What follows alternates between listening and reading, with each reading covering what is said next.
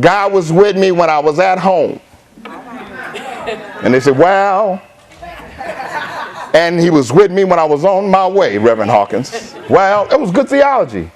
And when I got to church, he was already there, moving and standing still at the same time. Let us make them in our image. My God, I want you to see God differently.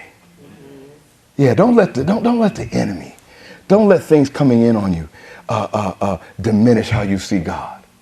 You're not waiting for God to show up somewhere. Show me the place where God has yet to be.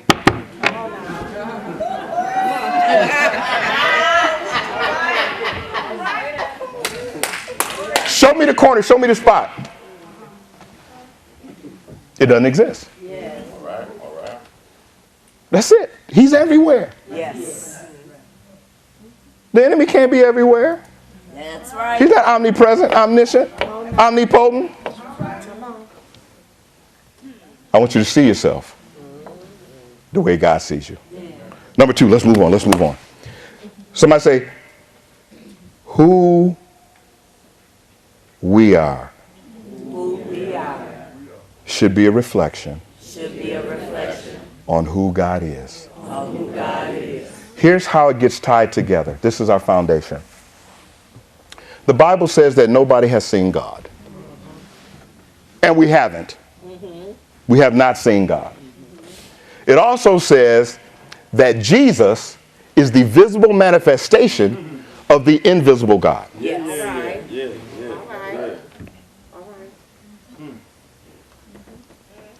It also says that things that were made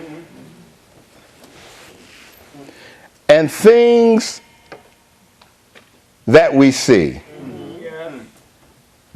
were made by things that do not appear. And the things, my God, that do not appear are greater than things that you can see. Now stay with me now. It means that the unseen is greater than the seen. That's right. And where we get confused is we think just because we can't see something, it doesn't exist. Come on now. Preach.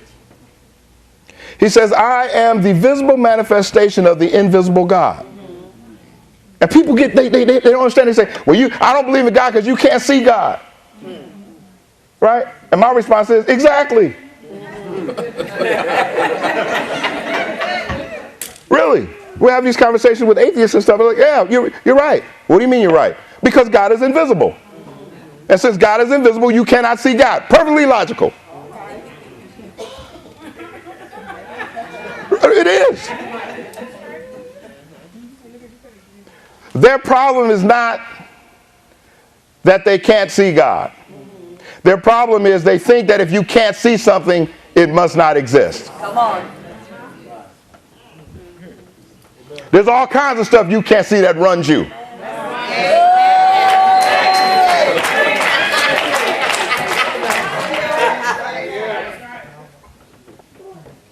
God who sits outside of time, we established that theologically, that God is the beginning of all things. That means he sits outside of time. If you want theological proof, I don't have time, but I can give you this in 30 seconds. The God factor and how God sits outside of time. If you look in Genesis, you can see that God is doing all this wonderful work in the beginning of Genesis. He says, I separated the expanse from the expanse. That is so powerful. When I separated the expanse from the expanse, they had a thing called dry land.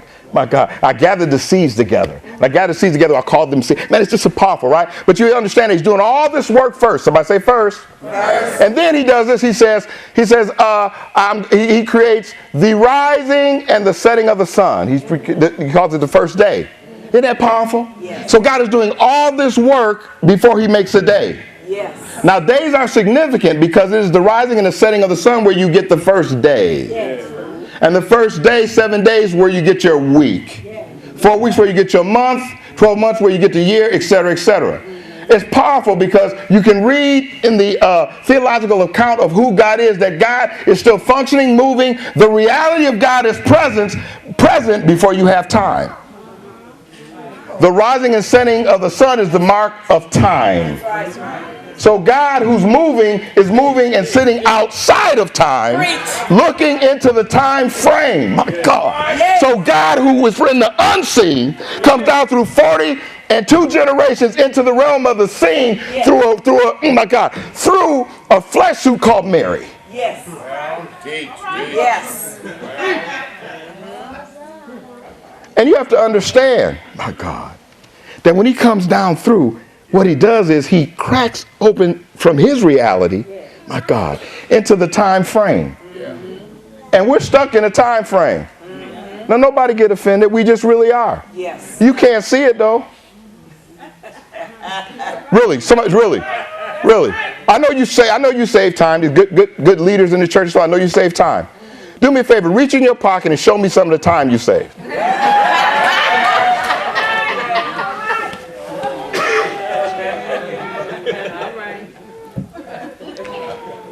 But yet it governs you.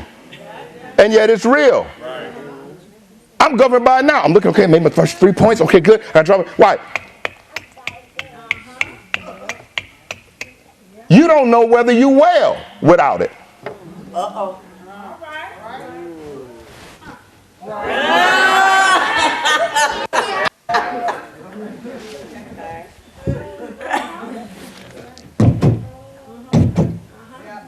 You let that thing get off. Why? It's off time.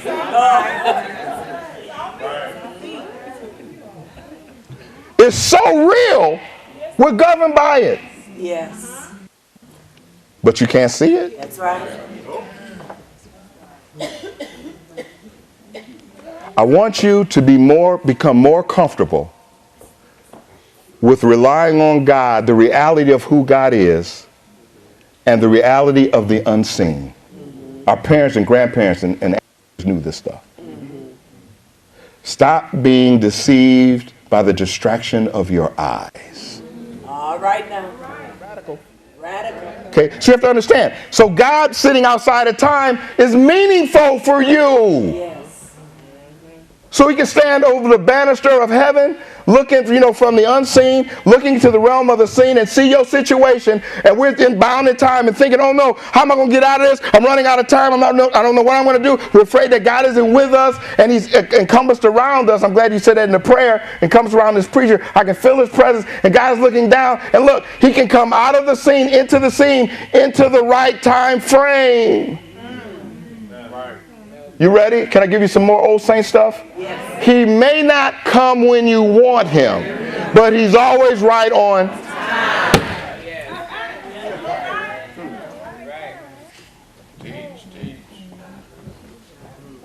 What does this mean for you radically? Here's another thing, but it's good. It's meaningful to you.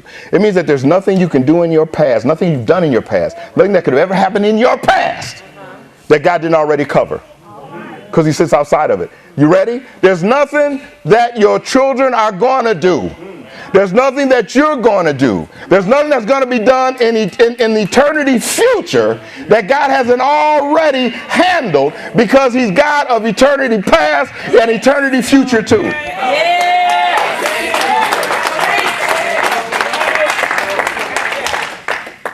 Look, I should have added another one. I know I said you're not what you did. You ready? You're not what you're going to do. All right now. Thank you. I knew that boy was going to mess up. Don't make no sense. I'm like, whoa, wait a minute. That's not who he is. You just seeing him wrong. Yes. Jesus. I'm so glad a man saw me. He didn't see me how I was. He saw me how God saw me. He saw something in me before I could see it in myself. You understand? Let me tell you what your presiding elder did. He saw something in me before I could see it in myself. You know what's radical about that? He didn't treat me how I was. Come on, preacher. He treated me how he saw I was going to be. Yes. Isn't that powerful? He saw me in the image and likeness of God. Oh, I'm telling you, man, discipleship will be so much easier if you understand who you are in God. Yes. All right. So he comes down through 42 generations through this earth suit, called Mary, and it's Christ. And for the first time in human history, divinity and humanity exist in the same place. He's 100% God and he's 100% man. Yes. They call him theoanthropos. Theology meaning God, anthropos meaning man, where we get the word anthropology. He's 100% God and he's 100% man. We've never seen it before. It's a radical relationality. He's man enough to feel lost like you do. Man enough for his friend Lazarus, when he died, he cried. He said, my friend Lazarus has died. But he's God enough to speak life and bring him back to life. Even though he could bring him back to life, he still cried. You got to get this. You've got to get this. You've got to get this. You've got to get this. The acid test for how close you are to God has never been ease. Come on. It's never been things going well. It's never, look, the thing going through things does not mean you're away from God. You might be so close to God. My God. Man, we done messed ourselves up with this stuff. I need to get off this. But God and humanity residing in the same place called Christ. Yes. Right. You think because you have a different thought about something that's different than God's, that you're not close to God? They messed us up with this stuff. Yes. People get on TV saying, listen, come on, man. Y'all remember Gethsemane? Somebody say Gethsemane. Gethsemane. Okay, I got to do this quickly. You got to remember Gethsemane, right? So theoanthropos is in the garden. And he's trying to get help. Somebody say help. Help. Yeah, you also too. Let me just put a little note here. You can't decide how close or how far you are from God based on how well your friends support you.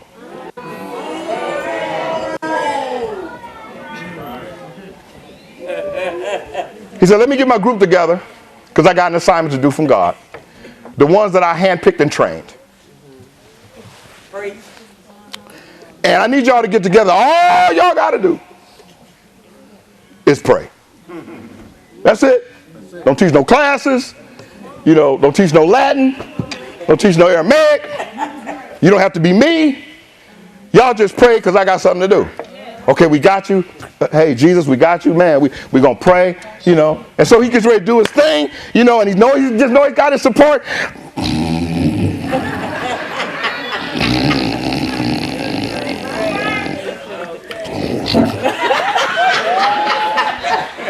He said, hey, wait a minute. Y'all got to pray. This thing is hard.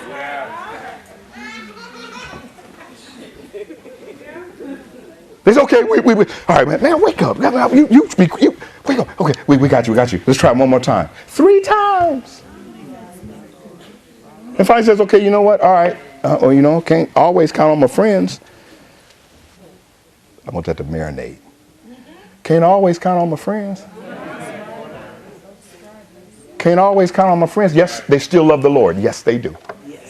Yes, they mean well. Yes, they do. You ready? Yes, they're willing. Yes. Yeah. Yes, they love me. Yes. You ready? Just can't do it for me. That's right.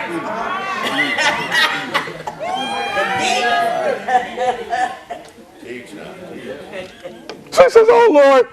Now he's feeling abandoned. He says, Lord, if there's any way possible, can I have a hall pass? Can we do some other such thing? And there he is.